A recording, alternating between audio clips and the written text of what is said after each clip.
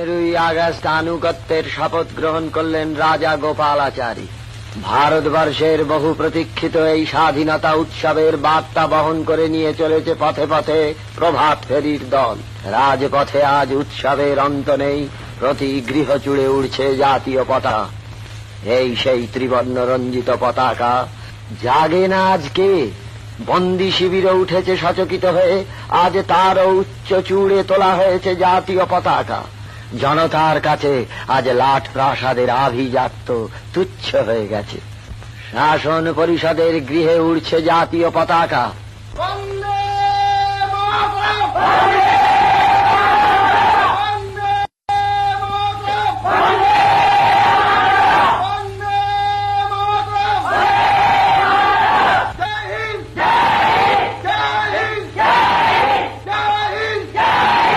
পথের চারিধারে শুধু জাতীয় পতাকার জয়যাত্রা। চতুর্দিকে পত্র পুষ্পে তোরণ পতাকায় এতদিনের ঘুমন্ত রাজপুরী যেন সহসা উঠেছে জেগে।